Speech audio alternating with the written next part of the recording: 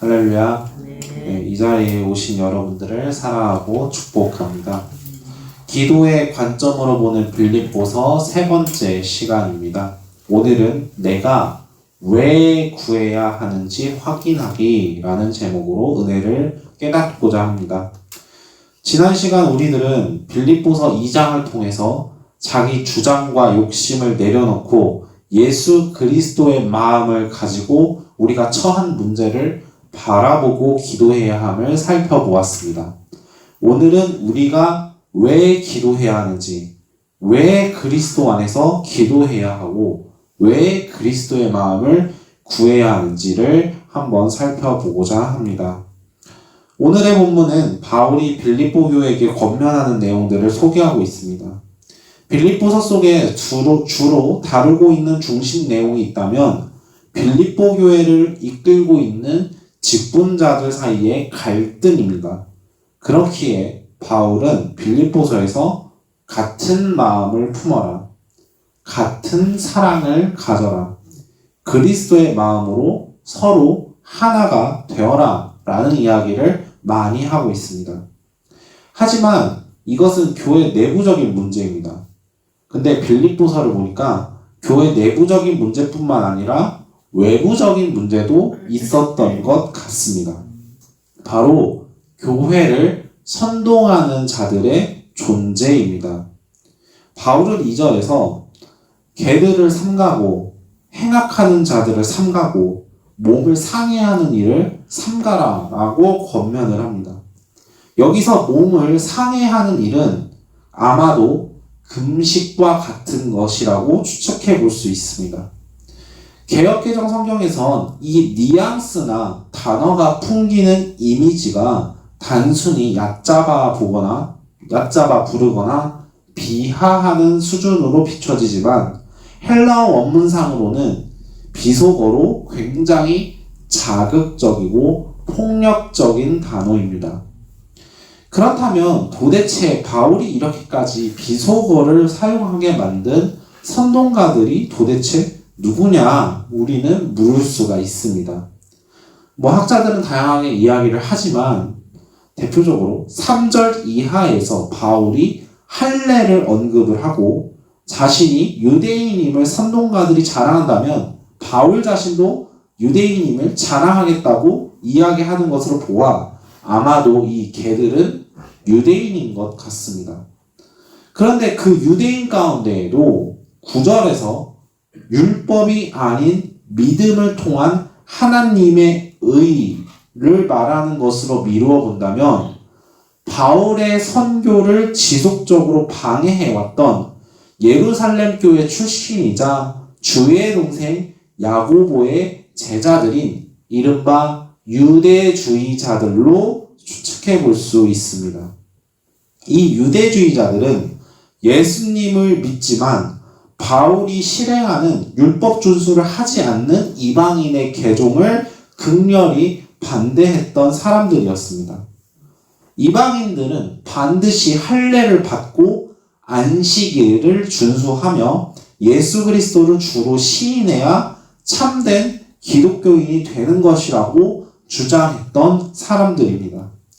그런 이유에서 바울이 개척했던 빌립보 교회 안에도 많은 이방인들이 있었던 만큼 그들에게 할례, 안식일 준수, 금식과 같은 율법의 조항들을 지켜야만 진짜 그리스도인이 될 수 있다고 주장을 했습니다. 바울은 이 율법의 조항들을 통칭 율법의 행위라는 표현으로 갈라디아서나 로마서와 같은 바울 서신에서 이곳저곳 언급하고 있습니다. 문제는 이 빌립보 교회가 이러한 선동가들의 가르침, 율법의 행위를 지켜야 한다는 이야기에 넘어가서 할례, 안식일 준수와 같은 율법들을 지키기 시작했다는 것입니다. 바울은 빌립보 교회가 그런 상황에 처했다는 것을 에바브로디도를 통해서 듣고 오늘의 본문 단락에서 삼가라 라고 이야기를 합니다. 바울 역시 율법을 준수했던 사람이기 때문에 더욱 이 부분을 강조했습니다. 5절에서 바울은 유대주의자들이 자랑했던 것처럼 자신도 자랑하겠다라는 뉘앙스로 이야기를 전합니다. 나는 8일 만에 할례를 받은 사람이다. 나는 이스라엘 족속이자 베냐민 지파다. 나는 바리새인이다. 이러한 바울의 스펙들은 빌립보 교회를 선동했던 유대주의자들이 가지고 있는 스펙과 결코 뒤떨어지지 않았으며 오히려 더욱 뛰어난 부분도 있습니다. 그 내용의 절정이 6절에서 율법의 의로는 흠이 없다 라고까지 이야기를 합니다. 하지만 바울은 이러한 내용들을 빌립보 교회에게 자랑하거나 내걸지 않았습니다.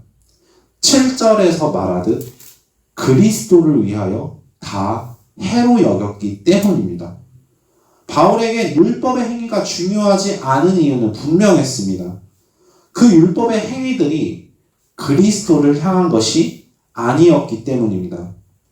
그것을 8절에서 모든 것을 해로 여김은 내 주 그리스도 예수를 아는 지식이 가장 고상하기 때문이다 라고 표현을 합니다. 그리스도 예수를 향하지 않는 것은 개의 가르침이며 행악이며 몸을 상해하는 일입니다.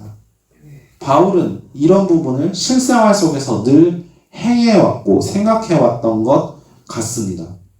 바울의 삶 전체가 그리스도를 향해야 한다고 확신을 했고 그렇게 믿었기 때문에 표대를 향하여 달려나갔던 것입니다. 바울이 이렇게까지 교회에게 율법의 행위가 아닌 믿음을 강조하며 그리스도를 향해야 하는 것, 그리스도를 따르는 것에 길게 이야기한 이유는 도대체 무엇일까요? 우리가 쉽게 넘어갈 수 있지만 바울은 그 이유를 분명하게 이야기를 하는데요. 10절, 11절이 바로 그것입니다. 내가 그리스도와 그 부활의 권능과 그 고난의 참여함을 알고자 하여 그의 죽으심을 본받아 어떻게 해서든지 죽은 자 가운데서 부활에 이르려 하노니. 어떻게 해서든지 죽은 자 가운데서 부활에 이르려 하기 때문입니다. 우리의 인생은 이 땅에서 끝나는 것이 아니라는 말입니다. 결국에는 하늘나라에 이르러서 주님과 마주하고 영생을 누리기 위하여 그리스도를 향해야 함을 바울은 말하는 것입니다. 우리는 이 지점에서 기도의 원리 세 번째를 확인해 볼 수 있습니다. 왜 내가 그리스도 안에서 구해야 하는가? 왜 내가 그리스도의 마음을 구해야 하는가? 내가 어디에서 기도해야 되는가? 그리스도 안에서 기도해야 된다. 이러한 사실들, 왜 그런 것일까? 바로 우리의 영혼의 때, 구원의 때를 위함이었다라는 것을 깨닫게 됩니다. 이 지점에서 우리가 구원의 때를 위하여 기도하는 이유를 안다면 그 기도의 방식과 기도의 방향성이 어떻게 해야 되는지를 우리는 잡을 수 있습니다. 첫째로 우리의 기도는 오직 그리스도를 향해야 한다는 것입니다. 빌립보 교회를 선동했던 유대주의자들은 예수님에 대한 믿음만을 지키고 있던 빌립보 교회에게 그것으로는 부족하다. 너희들은 유대인이 되어야 한다. 라고 이야기하며 다양한 율법의 행위들을 제시하였습니다.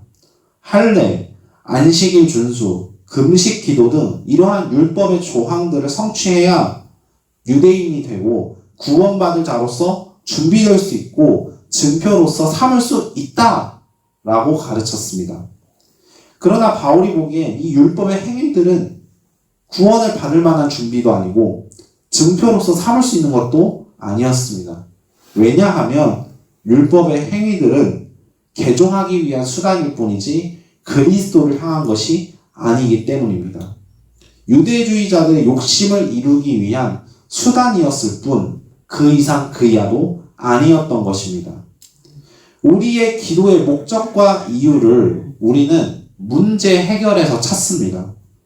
우리가 반드시 해결해야 하는 문제가 있음을 주님께 아뢰고 열심 다하여 기도합니다.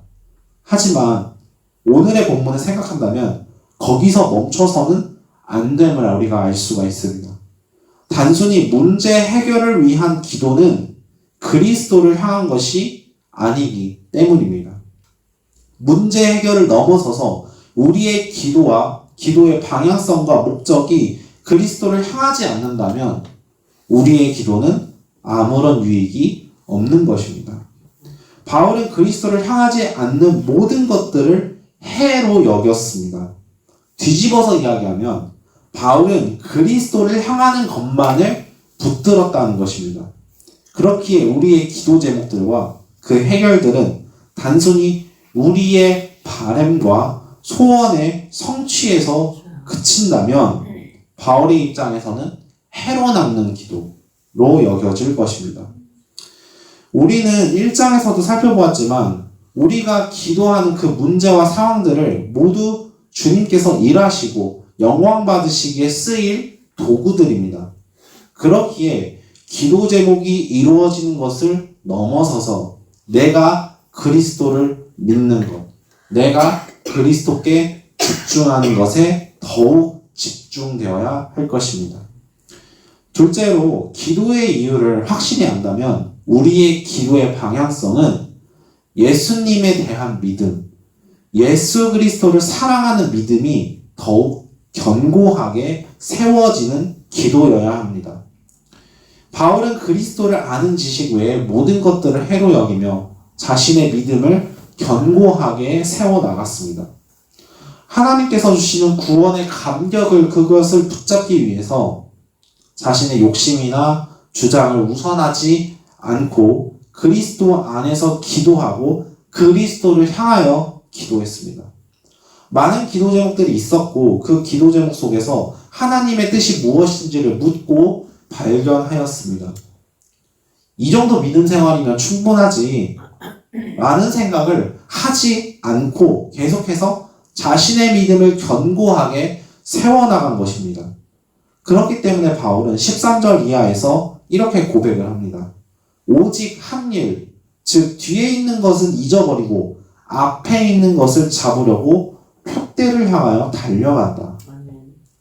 실제로 우리들이 간구하고 서원하는 기도 제목들을 하나님께서 이루어주실 때 어떤 이들은 다행이다 라고 그냥 넘기기도 하지만 어떤 이들은 하나님께 감사를 드립니다.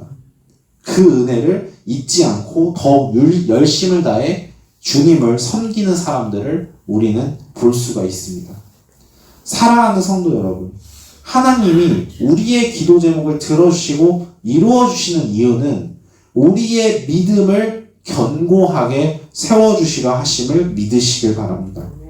나를 괴롭게 만들고 답답하게 만드는 그 상황과 문제들을 주님께 아뢰을 적에 그 상황과 문제들을 통해서 내가 더욱 하나님을 의지하게 하고 기도하게 하고 예수를 믿는 믿음을 단단하게 세워가시는 그 하나님의 역사를 경험하시기를 바랍니다. 말씀을 정리하겠습니다.